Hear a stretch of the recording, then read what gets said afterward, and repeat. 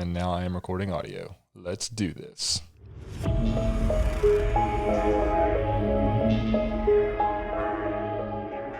Hello, everybody. Michael Robertson Jr. here. This is episode 24 of the Hallowed Horror Podcast. And of course, I have with me this evening my very good friend, Mr. Jason Collins. Hello, sir. How are you doing tonight? Well, much like you asked me about a minute and a half ago, I'm still doing very well. This is the second time we've recorded this intro because we had a small technical difficulty. So They happen. They do. A little behind the scenes information for you guys out there. This does not always go flawlessly, does it? No, it certainly does not. So we've definitely run into our share of problems doing this podcast and other podcasts too. So it just happens, you got to go with the flow and fix problems as they come. And sometimes repeat yourself several times. Yeah, that's true. Anyway, so what's up, man? How you doing? Before we get started, how's your week going? It's fine. It's been a crazy busy week at work, so I've just been mentally drained, and that's pretty much it. Catching up on a lot of photography work and gearing up for a wedding video this weekend. So, yeah. Is that a local wedding or are you traveling? It is local. Good. Yep. Cool. So that is, I'm thankful for that, but it is supposed to rain all weekend. So we'll see how that goes. Yes. It's supposed to be an outside venue, but we could be going to plan B or C there. Right. Yeah, actually, I've been busy too. I've been doing a lot of some server work at my job. It's kind of been a little stressful, a lot of after hour stuff. So I actually took today off. Today's Friday. Took today off just to kind of do some things I wanted to do. I did some writing. I'm getting comfortably making progress on my next Lance Brody book. So that's good. I'm about to cross the 20,000 word mark. So I always like to hit numbers like that. Nice. I've also started watching. I was talking to you about this the other day. I actually started watching Ozark. Finally, I started watching it. I watched like the first 2 or 3 episodes with my wife, and I told her I felt like she didn't like it when I was telling her I had started watching it over again, and she was like, "No, I liked it," and I was like, "I don't think you did." Like, it was kind of thrown off there because I know we stopped watching it, and I really like it, so I don't think it would have been me that made that call. But anyway, that's just a really rambling way for me to say I have started watching Ozark again. I'm on episode 8 right now, and I gotta tell you, man, that show is phenomenal. Like, it's really, really good. Yeah, it's a brilliant show. I love that show, and so does my wife, Kristen. We have both watched all 3. Is it 3 seasons or is there 4 now? I think the 4th is coming. I think there's only 3 currently. Yeah, so we've watched all 3 seasons actually separately. I watched pretty much as they came out, and then she just binged it all recently. And yeah, just such a brilliantly written show, just rich characters, layered stories, so much drama. It's I love the shit out of that show, and Jason Bateman is so good. He is. There's nothing I dislike about it. The setting is very interesting. The character arcs so far, like you said, they're very rich. Everybody has some sort of development going on, and it's all intriguing, and they're all so well performed. And I told you this the other day when we were chatting about it. The opening episode is just, I think, a flawless execution of the "let's grip them in the start" television episode. There's not a dull moment, and in fact, again, I'm 8 episodes in. There hasn't been a dull moment, period. Like, it's one of those shows, and I watch, there's a lot of good TV shows that I've enjoyed watching. There's very few that I can look back on and say, man, every minute of every episode, I'm invested in this. And so far, this has been one of them. Now, I don't know what happens in season 2 or 3 if it lets off the throttle any, but right now, yeah, loving it. Really happy that I'm rewatching or going back to revisit it. Mm-hmm. Yeah. Season 2 and 3 do not disappoint. They're great. Cool. They're all really great. What else is going on this week in the world of movie and television? Any big stories? Well, the only one that I could recall was that there was a new announcement from Blumhouse. Looks like Bloody Disgusting is the one that I saw a report on this, but it looks like Blumhouse and Amazon Studios they have a deal together where they're going to be releasing 4 brand new Blumhouse produced movies on Amazon Prime this October under the, I guess, kind of series or collection name, Welcome to the Blumhouse, which I think is a pretty cool name. And it's actually, it's kind of misleading the way they've worded this.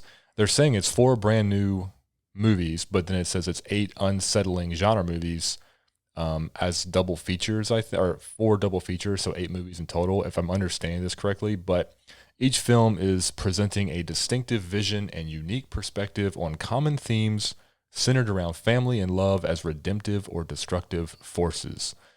I'm sold. I'm ready to watch these. I'm pretty excited for it. Yeah, me too.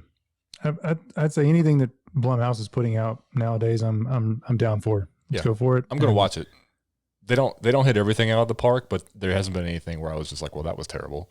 So no, I've enjoyed everything. I've loved a few things, and yeah, so this is going to be released for free on Amazon Prime, and I'm excited. Yeah, really, really excited. Super pumped. They had a really cool like collage of images kind of representing the movies, and anyway, yeah, you can go check that out. Again, that was Bloody Disgusting that we saw it reported on. So you can find more information over there. Other than that, I can't really recall much. I know that this coming Sunday, well, so I guess 2 days from now, I believe it's the start of Lovecraft Country on HBO. So that series is starting, so I'm pretty excited to watch that. I read the book. We've talked about it. We did a trailer impressions episode for it over on our Patreon. So, yeah, I'm excited to do that. I think we're going to do some coverage of that in the future as well. Maybe do some episode recaps or something over on Patreon, and then we'll probably do a full, I guess, season review on our main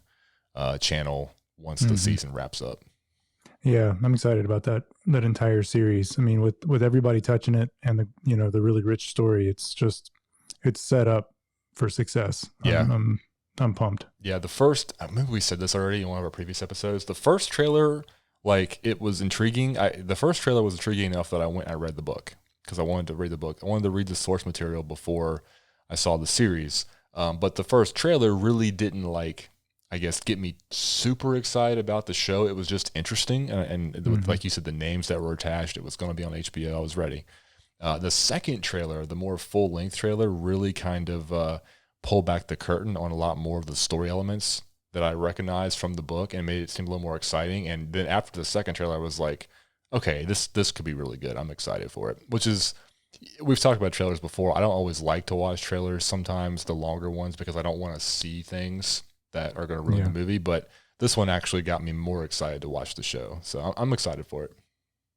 Yeah, I think there's enough things going on in this story to where it's kind of really hard to be too revealing, since it seems to be covering just different timelines or dimensions or something like that, right? I have not read the stories, but from what you've recapped for me a little bit, it sounds like it's very vast in the universe there. Yeah, it's it's sold as a novel, but really it's a series of several almost like short stories that progress in a linear fashion. So it's starting, and it's chronological, but each story kind of takes a certain element, expands on it, and then usually what happens is in the next story, one of the supporting cast characters becomes a main character, and you kind of follow them on a new, different path, and it just kind of like leapfrogs and daisy chains into each story, and to create this overall massive scaled story. So it's pretty interesting, and I am curious to see if the television series is more of an anthology where each episode is representing one of the stories from the book, or if they're just going to take the total story and kind of break it out over however many episodes there are for the season. HBO is usually somewhere between 8 and 10 episodes, so we'll see. I'm excited. Nice. All right. Very, very cool. Well, I think it's time we get to our movie for tonight. What are we watching, or what are we talking about? We have watched and are talking about Sea Fever. It was something that came in sort of, under the radar in 2019. I didn't see much about it. Do you recall seeing anything about it? Not in 2019. And this happens to us a lot. We see the release dates that are usually like the year before, and that's usually just when they hit film festivals or when they were, kind of screening. This movie did not become available on the streaming platforms until this year, 2020. But no, I remember seeing a trailer for it on YouTube, and that was a few months ago because I think I texted it to you when we were looking for movies to watch for the podcast, and we had skipped over it at the time. So that was a couple months ago. So it's been out for a few months, I think, at least in the U.S. But it did debut at the Toronto International Film Festival in 2019. Nice. Yeah, you're right. We do get those mixed up a lot. Me specifically. So, so this was a really interesting movie in the way that, again, it was very much about isolation. And honestly, I loved all the characters. I loved the story. Loved the acting. I enjoyed a lot about this movie. It was good. And the weird thing about this, and I was going to say it, there was a lot of elements of this story that were kind of reminiscent of movies we have watched very recently. The Beach House comes to mind first. Yeah. But anyway, before we get too much into this, this film was written and directed by, and you're going to have to forgive the pronunciation on this one. Is it Neasa Hardiman? I'm sorry if that's wrong, but it's a lady named Neasa. It's Neasa. I'm going to say Neasa Hardiman. The only thing this is her film debut, but she did it looks like she directed at least an episode of Jessica Jones, the series on Netflix, which is pretty cool. But she's got some credits under her name from various things, but this is her feature film debut, and she's not new to the scene in any way. No, and I guess the main star, probably has the most screen time of anybody. Hermione Corfield, she plays Siobhan, the young scientist aboard the fishing trawler. And Jason, do you want to give us the synopsis? Sure. Let's give it a go. So the crew of a west of Ireland trawler marooned at sea struggle for their lives against a growing parasite in their water supply. Which is a weird synopsis because that is exactly what happens. But I kind of think it's interesting how they eliminate the whole idea, or they don't mention that these parasites have basically come from this giant sea creature that initially attacks the boat. They're leaving out the entire monster part of this horror story, which is like the most fun part to me. But anyway, we have some other cast and crew in here. We got Jack Hickey plays Johnny. Alwyn, is it Fiore? Plays Sierra. Dougray Scott plays Gerard. Connie Nielsen is Freya, and Ardlin. Who you might know from Gladiator. Right. Yes. And Ardlin Ismale is what's his name? Odin, something like that. I have it cut off on my screen. Omid. Yes. Sorry. There's one more guy on there. Do you have his name? He was the Eli Bukazi? Yes. He was Sudi.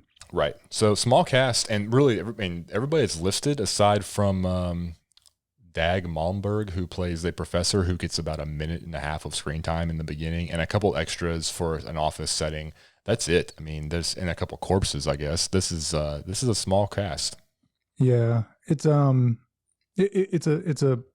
they're a crew on a fishing boat, right? And so they are very tight knit, right? They're like a family. Some of them are actually our family, and you really, I don't know, you get invested in their relationships pretty early on, which was good for the story because you feel bad for what's going on, and you really feel their pain, and you I don't know, they did a good job of really selling that story as far as them being very close friends. It seems like for a lifetime. Yeah, the environment was sold on the fishing boat. This is something that these people do for a living. They've done it repeatedly, likely for years. Probably for most of their lives. For some of the older cast and crew, older crew. It's just this is their lifestyle, so they're all used to it, and they got like you said, they have the really tight knit community. And then you have the oddball, the scientist Siobhan, who is basically having to go aboard this ship as part of her, I guess, her research for. She's a student, is that correct, or or this is an actual job of hers? I couldn't actually remember which one it was. I don't know. I think it was probably a little bit of both, but she was at the end of her being a student. I think she was working on a thesis or something, but she needed to get some field time in, and that's what part of this. That's what this was. Her going into the field and getting her hands dirty, as the professor said. Right. So, very, very different from the rest of the crew. She seems to kind of, it's funny. She has this kind of standoffish personality. They make some allusions in the beginning that she doesn't have any friends. She's just basically, married Illusions. married to her work, kind of thing. Yeah, they hit that in really hard. Yeah. So like in the first 5 minutes, they were just nailing it in. It's like you've got this person that is, really just dedicated to her work, she was just a, nose in the book geek. She wanted to be in the lab. She did not want to participate with anybody. She hated being with groups of people. She didn't have any friends. So, yeah. Yeah. The interesting thing though, like, she was not, she wasn't super friendly, I guess, but she also wasn't timid. She was confident. She wasn't afraid to get in people's way or talk to people. She just really didn't prefer it, I think. She just preferred to do her thing. So it wasn't that she was timid, and that was something that I think was a plus for her character, because she needs to be strong later on. She kind of takes control later on in the film as things are unraveling, and she kind of has to use her expertise to, kind of ground the ship, so to speak. Yeah, it was a really good mix of characters. I thought that the performances were all very, very well done, very realistic. I didn't have a problem with any of them. It was good to see. It was very immersive. You didn't feel like you were watching acting. You felt like you were watching real people, which is always good. Yeah, yeah. So one of the first tensions we run into is when it's revealed that she is, not only a redhead, but also that redheads are not welcome aboard ships, because red hair is also believed to be unlucky.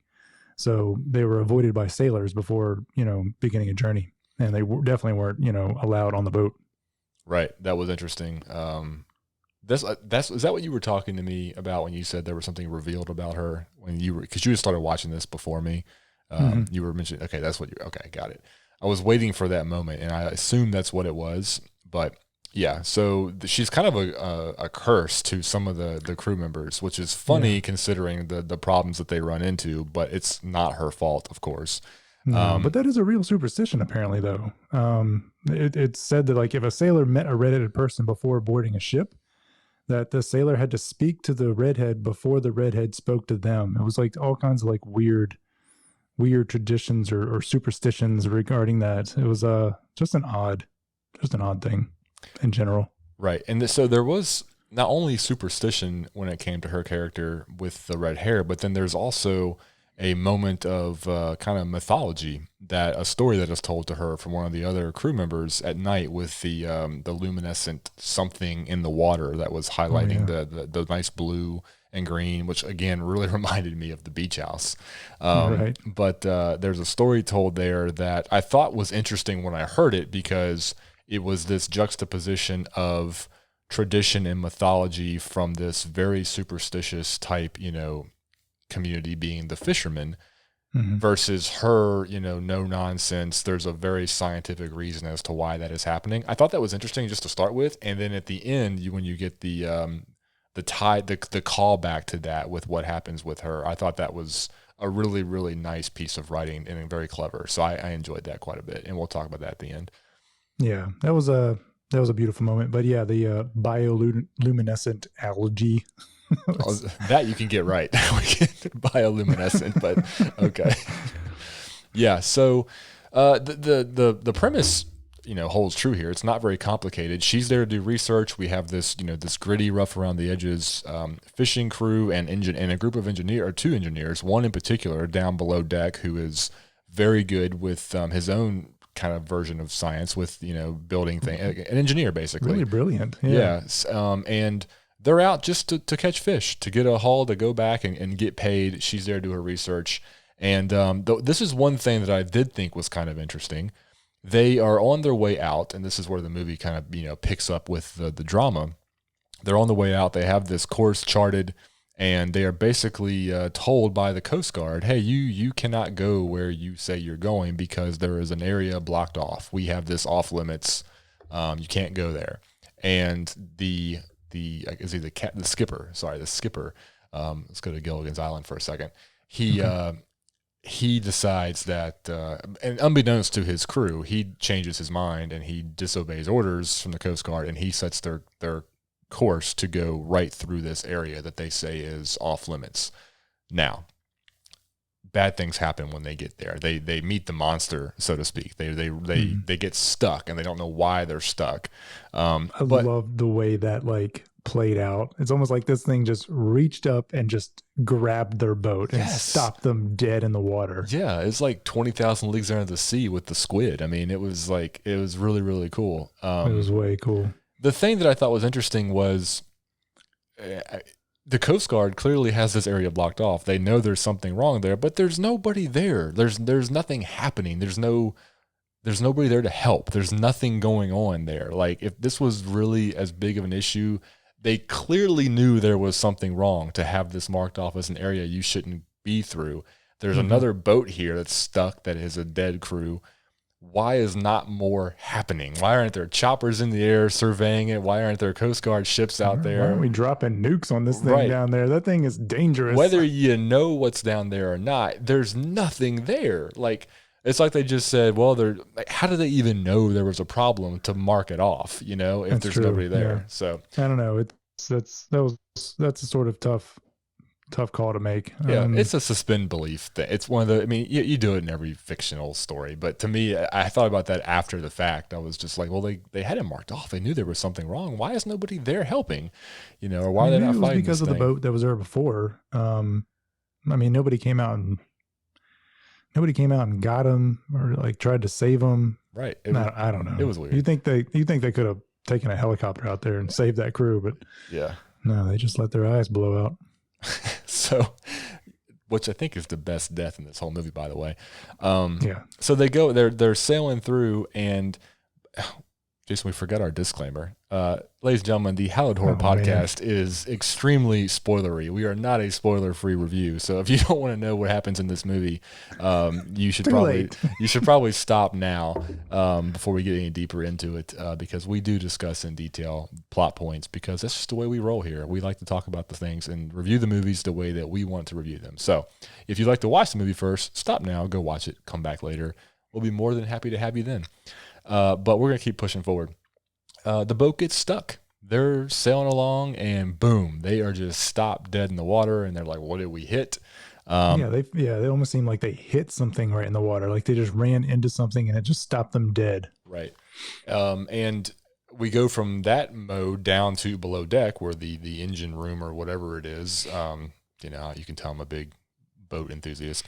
They're down there, and instantly there is... What's the word of the night, Jason?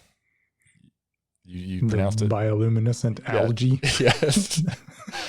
The below deck, the interior of the hull is basically glowing with some very odd stuff, and then it's also changing its structure. It's becoming very malleable to the point that you can basically poke your finger through it, which is never good. It's just mushy. It's like whatever this thing. What are these little?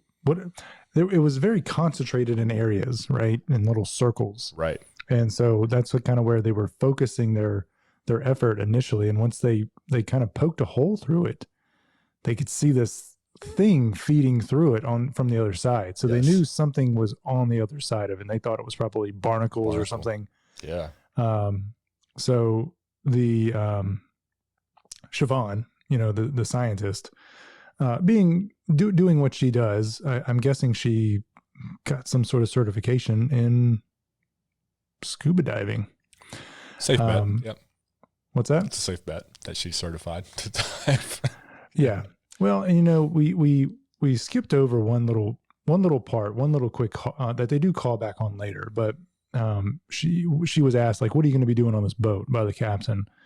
And she told her that she was going to be studying their catch, studying patterns. And then she'd also have to dive at some point just to kind of wherever they're doing the catch, just to see what's going on. And the skipper turned around and was like, what? And she was like, you dive, don't you? And they kind of had this moment of silence, this awkward silence. And we're like, no, fishermen can't swim. And I thought that was the weirdest thing. But she asked, and she was like, really? Is that true? And she was like, yeah, we'd rather dive fast than, or drown fast, or down, what was it? Dive fast or drown slowly. They didn't want to drown slowly, yeah. Did she say that they can't swim, or she said they don't swim? I know the guy at the end said he can't swim, but I think they actually said fishermen don't swim in the beginning. Yeah, I don't know. Which I thought, I didn't know that either. There was a lot of little like tidbits of like superstition and weird stuff with fishermen that I had no idea. It's kind of interesting if most of that is true. Mm-hmm. We're back to the part where she's going to dive in and she's going to go down there and scrape the barnacles off the hull. Yeah. And she gets more than she bargained for. I mean, she gets down there and there's some scary stuff there. It's crazy. It is. Do you think that do you think that so let's go back to the interior scene for a second when they're poking the hole through and they see the barnacle that they think is a barnacle, this tentacle that we later see attached and kind of eating its way through. Do you think that was practical, or do you think that was CGI? The actual like interior scene of the like the oozing and the little mouth type thing of the barnacle, because it looked really good. It was really like just classic like sci-fi monster looking stuff. I couldn't tell. I don't know. I can't tell. I feel like CGI has gotten so good now that it's just super hard to tell if it's like at all well done. Right. So it looked really, really cool. Yeah, it looked very plausible that it was a real life thing there. Now the tentacles and everything under the ocean that got a little CGI heavy.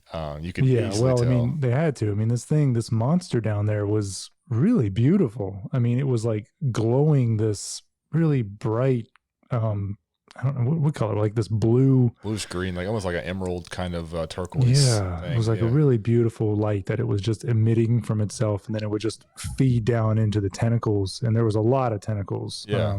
So it wasn't just some like large octopus. I mean, there was more tentacles that I could count. Yeah, they were everywhere. And this thing, it just reached up and latched onto this boat. That just seemed like such a small toy to this thing. Yeah. And when she got down there, she just saw all of the tentacles all over the boat, and she could because they were lit up, and she could just follow it down all the way down to this monster, and this thing was just glowing from down there. And I don't know what the center was. I don't know if it was just a giant mouth, but it looked like cylindrical and very just pulsating. It was just a beautiful monster. I don't know how else to say it. It wasn't scary looking, but it was also just huge. Right. And she did try to cut this thing off, but it started to, I don't know, put out this ink or something. It's something bad started to happen. And I don't know if she got it off or if the guy started pounding on it from the inside, if they were telling her to stop, but whatever had happened, it came off, and then something was trying to get her. So she swam up to the top, and, she was rightfully so. She was pretty scared when she got up. Yeah. This is the moment that the movie turned into because if you go off, at least the trailer that I watched initially, you really didn't know that this was maybe going to be a monster flick. It was more, again, along the lines of the Beach House, where there was just some sort of biological thing happening, an algae, bacteria, something that was in the water that was now going to cause havoc, on these humans. But this is the moment really where it turns into a monster flick, with the tentacles, when you really see them for the first time. And this is when I got really excited. I was like, oh man, there's something down here, right? Like there's something cool happening. I was so excited to see a monster. Yeah. I had no idea that was actually what was going on. So I was really, really excited for that. And like you said, it was interesting because it is very pretty. I mean, it was just glowing this like, neon under the water, but it's obviously not very friendly. But it was trying to eat the boat. We learned that later. It was trying to digest the boat, which is why eventually it lets it go, because it can't eat it. It's not food. But by that point, the damage is done. It's been around, and it's gotten its little swimmers all into the place. That's right. And I don't think it was that it was trying to I don't think it was that it was not friendly. I mean, it's just this sea creature trying to survive out there, and it just thought the boat was a whale, and it was like, well, come here, I'm gonna eat you. So Yeah, I mean, that's I just guess nature being nature. right, and Siobhan kind of makes that point with the guy later on about releasing it. Releasing this thing once they can kind of stun it. And he was like, "What do you mean release it?" And she's like, "It's a rare creature. We need to let it go. It's just doing what it's meant to do." Which is a very, very at one with science and nature response. Because as far as I'm concerned, you've basically wiped out our whole crew. You tried to eat our boat. I want you dead. I don't want you around anymore. I don't like it. Yeah, I mean, that's like saying that Jaws isn't that you shouldn't get rid of the shark in Jaws because it's what he's meant to do is eat people and fish. Well, the shark in Jaws was in the wrong place, right? He was where he wasn't supposed to be, and they had to take action. So if they found this sea monster closer to shore, they would have had to have gotten rid of it. But this thing was way out in the ocean, just minding its own business. We were in its area, so I think it's a good mix of like respecting nature. She understood that they were in its arena, and there's no reason for them to be attacking it. They just need to get out and survive it. But also because there's a parasite now, it was also realized that they needed to make sure that they we're gonna take this back home. And this was a monster movie, but then it quickly turned into a bit of a body horror. We turned in because this thing was releasing some sort of, I don't know.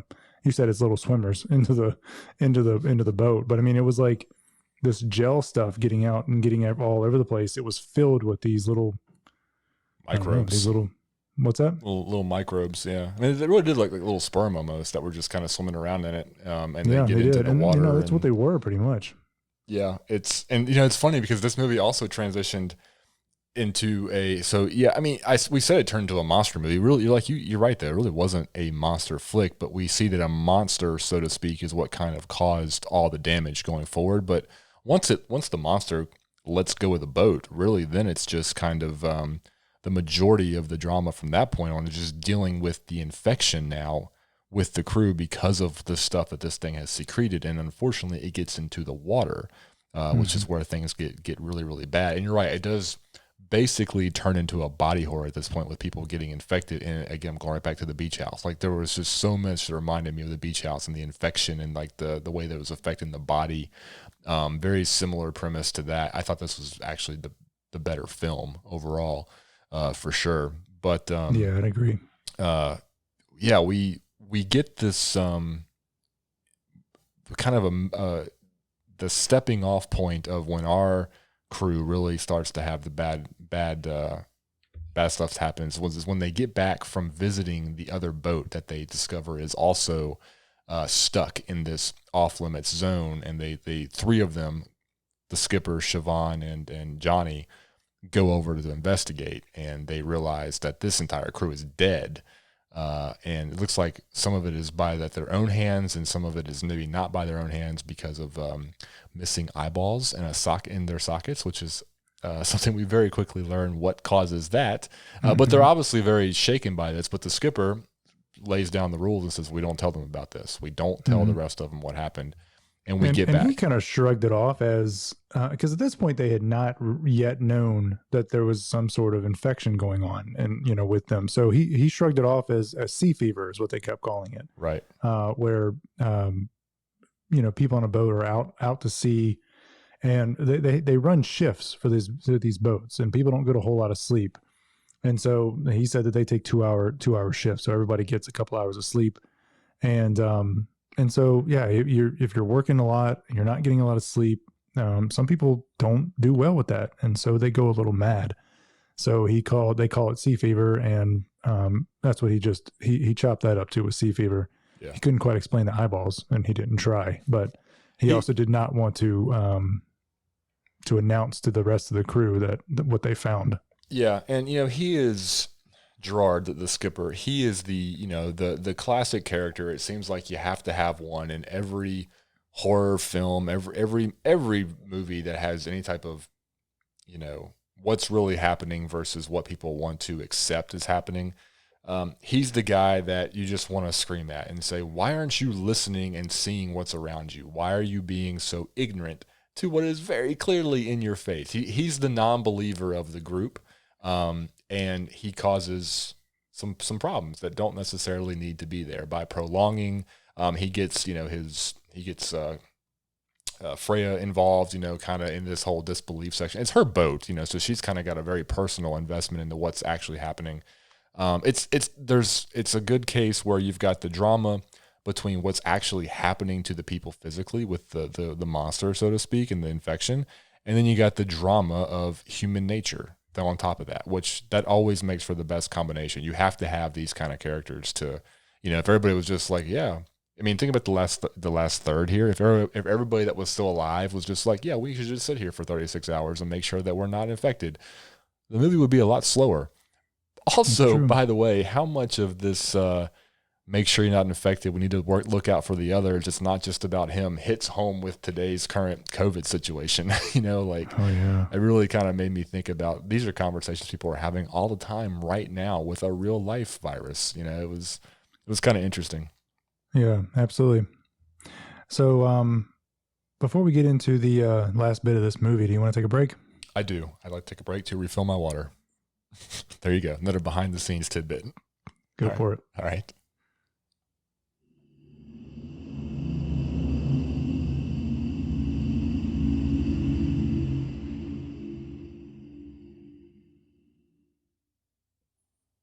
All right, we're back. And at this point, we have somebody that is very badly infected, Johnny. He had an injury on his hand from a previous scene, and we basically learned that because of that, he had an open wound, and the ooze or the swimmers or whatever, they got into him, and he is not well.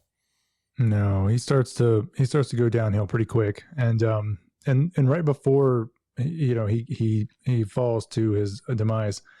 There's one storyline in this movie that I didn't really, it felt out of place even when it was happening. I didn't really understand it.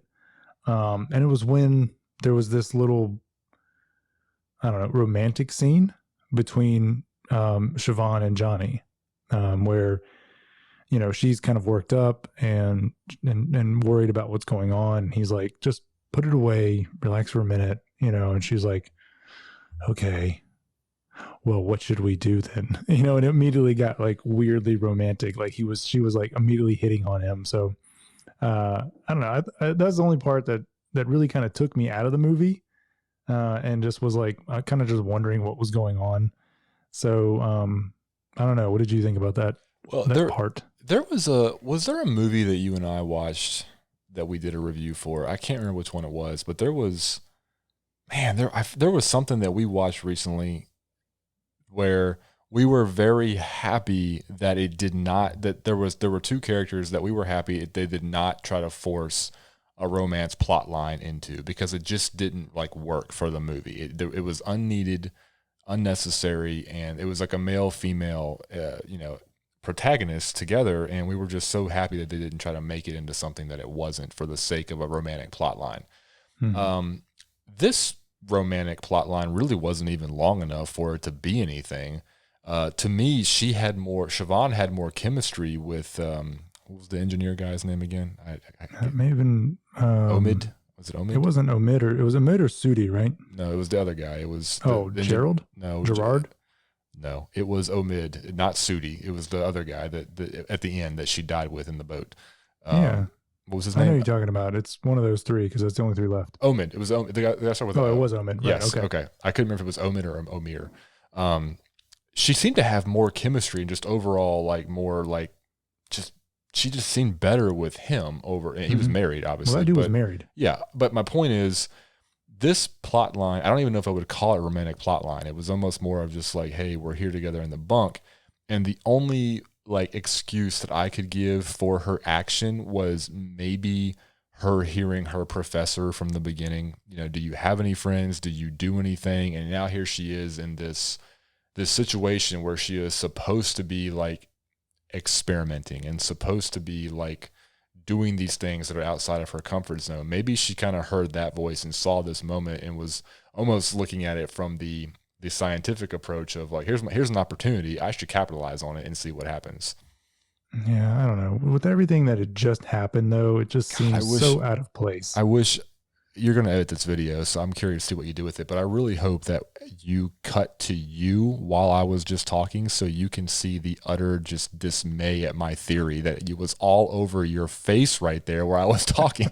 This man, ladies and gentlemen, this guy shut down this theory of mine the moment I started talking with his eyes, just looking at me like, what a crock of shit you're spewing right now. That is so stupid. Awful. No, idea. I don't buy it at all. I think it was, and maybe that was what they were trying to do. But it was just ill placed. If it was earlier on before all the shit started happening, it would have been totally fine. I think it would have fit better there. Well, he was still alive. So, I mean, she had already dived. She had already seen this fucking monster that was underneath them. And they had already seen all of this ooze that was inside of the boat. He had already hurt his hand. No, that is not the time to get freaky. We're still not sure. They're still not sure what it is. They don't know that it is so dangerous yet because his eyeballs are still in his head. They haven't exploded out yet. Okay, well, let's just go ahead and segue into that. Okay, so this guy dies, obviously. His eyeballs explode out of his head, like I said. His death was by far the best death, if you can have one of those. Yeah. And it was just because it was cool. But these things, this parasite gets in there, and I think it really affects them mentally too, because they were sitting at the table, and he's just like, he's obviously got a fever. He's not looking well, and then out of nowhere, he's like, I'm gonna go for a swim. Right, middle of the night on a moving boat. They're all looking at each other and just, what did he say? Yeah, she said, I think he said he's going for a swim. They're like, wait, and they all rushed to go get him. Right. And he was a little combative. Like he was like trying to go for a swim. So whatever was going on was really messing with him mentally, and cognitively. So once they got back down, he was obviously messing with his eyes, and that's when she checked his eyeballs. And that was the first glimpse of like when you see what's going on inside, and whatever it is really dug in deep. You know, you can see it's affecting him mentally. And he keeps rubbing his eyes, and then she looks in there, and you see some swimmers in his eyes, in the pupils. Very, very freaky looking. Yeah. So, and it was only moments after that he gets up, he walks over to the sink, and he's like, "Oh, my eyes, they hurt," and then all of a sudden he goes blind for a moment, and he's like, "I can't see anything," and he's freaking out, and then out of nowhere the pain hits, and then his eyes just explode out of his head. Yes. Amazing. And they don't shy away. It was very graphic. It was. I loved it. It was so cool. It was really, really, really neat. And, you know, they really used Johnny's character to show the kind of the full progression of what happens when this thing gets in you. You know, his was the most prolonged, you know, like you had the slow kind of mental deterioration, you had the sweats, you know, you had issues, right? Like it was bad. And then, of course, his eyeballs exploded, which is, you know, not a good way to die. But it was a fast way to die, I guess. Well, no, he was in agony for a little bit on the floor. But I don't know. Anyway, that was the best death, the first death, and it was obviously a callback to the horror that they had seen on the other boat that was stuck with the guy that had his eyeballs blown out of his head. And they were like, how did this happen? So this basically turns into a survival game, right? This stuff, they're basically trying to keep themselves from being infected because this stuff is in their water supply, and the poor other guy takes a shower before they're really aware of this yet. And of course he has a bad ending as well. So like Siobhan says, you know, they've all got cuts. They've all have the potential for infection. So at this point, they're just trying to keep themselves safe and healthy long enough to get back to shore and hopefully, you know, just get out of this thing's reach, because I forget at what point it actually lets go of the ship and they're sailing back home. They're just trying to get back, but of course the damage is already done. Yeah, it really wasn't, the thing didn't have hold of the ship very long. After Siobhan gets back up to the top, they run a net or a winch of some sort down. They try to get it, but it's way too heavy for them. And it's shortly after that they let it go, and they they take off on their own. They do throw a net down. They get a big catch, a big haul there, and so it's after that where everything starts to hit the fan. Right. Okay. But yeah, so it gets it gets Johnny, then it gets the other guy, and they're still trucking their way back home, and this is when Siobhan realizes that she knows Gerard is infected. She can just tell by looking at him, and she's pretty sure Sierra is also infected. Yeah. They do the eye test with the flashlight all together in the group, and apparently that's not 100% the best way to tell, because a couple of them kind of show up positive that way, but she knows that they are, and it just kind of goes downhill from there. I mean, that's really the rest of the movie is just they kind of fight each other because the couple of them are losing their minds a little bit with the infection. And well, there's the big drama line here is that they're trying to get home, but Siobhan realizes that they should not go home. They're less than a day out from shore at this point, and she says, "No, we need to quarantine for at least 36 hours, so that we know none of us, like nobody else is infected, because we cannot take this on shore, because then we are going to possibly infect everybody else." Right. And nobody wants to listen to her. And she's the scientist; she understands what's happening. They really should listen to her, but nobody is, and they are just determined to get back to shore, and they want to, get to a hospital. They think that they'll be able to be taken care of there and nothing will spread. Siobhan knows this is not true. She goes through and she disables the boat. Right. So they're dead in the water at this point. Yep. And I mean, everything else kind of plays out as you would expect it to. A lot of just violence and basically ultimately the scene that they saw on the other boat foreshadowed really all the events that are now happening on this boat, whether it's suicide, the crew killing each other for various reasons, the exploded eyeballs. It was inevitable. I mean, this is what's going to happen if this thing gets into your boat. We saw it all laid out. It was a premonition almost. That other boat was just saying, just the writing was on the wall. Mm-hmm. Yep. And the ending here was, I think it was a pretty poetic ending. The way it all played out, they need to. It's only the two of them left, Siobhan and Omid, right? Yep. They're the only ones that are left. They are sure that they're not infected, but they need to get rid of the boat because the infection's still on there. So they decide to burn the boat and to create a flare for them because Coast Guard doesn't know where they are. They get down on this little dinky blow up boat. Siobhan goes down first. Omid comes down. He can't swim. He slips and falls. Of course he does. The water. Of course he slips and falls, right? I mean, right. So he can't swim. This it's not the original monster that's down there now. This is the new one that is grown up. I think. I don't think it was the original because because they had to leave the boat because this thing chewed through the hull, and it was sinking. Oh right, I didn't even pick up on that. You're right. So it's the new one, the one that's grown out of the little swimmers. Yeah. Okay, interesting. Yeah, he basically used the tank in the boat as a womb, right. And then he ate his way out. So he was down underneath the boat. As soon as Omid jumps into the water, this thing is starting to try to get it, but they're wearing this impenetrable suit. I don't know what they were wearing, but this thing was grabbing onto him, but it wasn't getting him. And so then Siobhan dives in.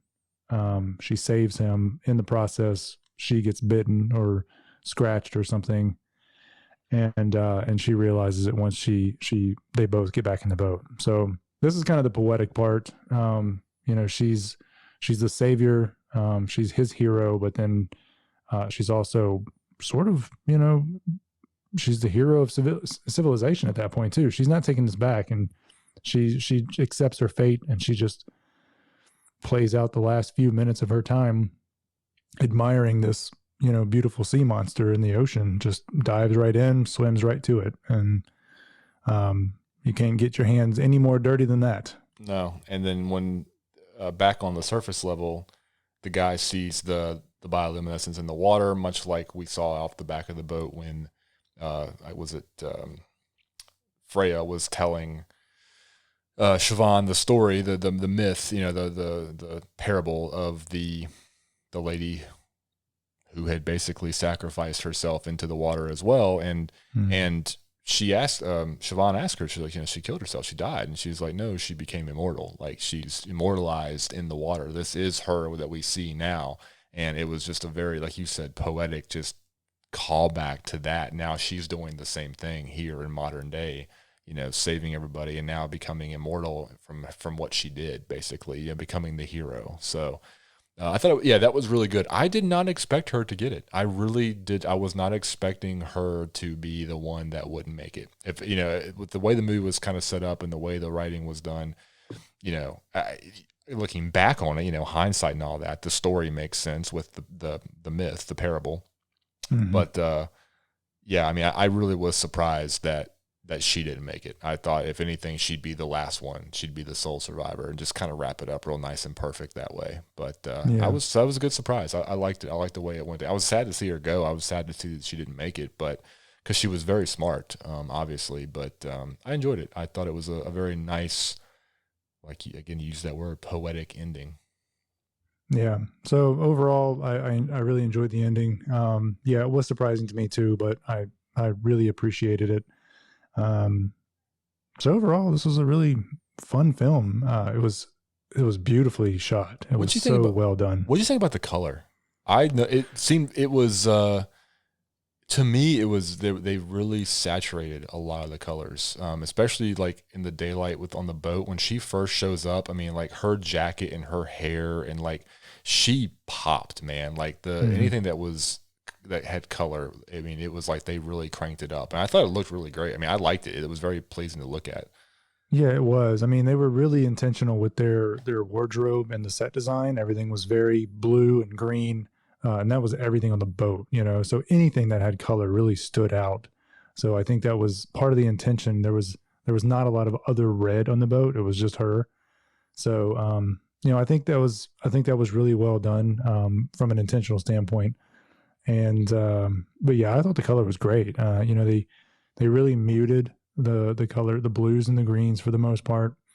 And, they muted a lot. They muted a lot of colors, and they saturated others. And it was beautifully colored. I thought it was just really, really a very pleasing movie to look at. Yeah, I kind of want that color. I want a LUT. That's that movie's color like settings. I thought it was. I really, really enjoyed it. I also thought that they did a really good job with sound in this, because there were several scenes where the characters would be looking at something or handling something, and it's off camera.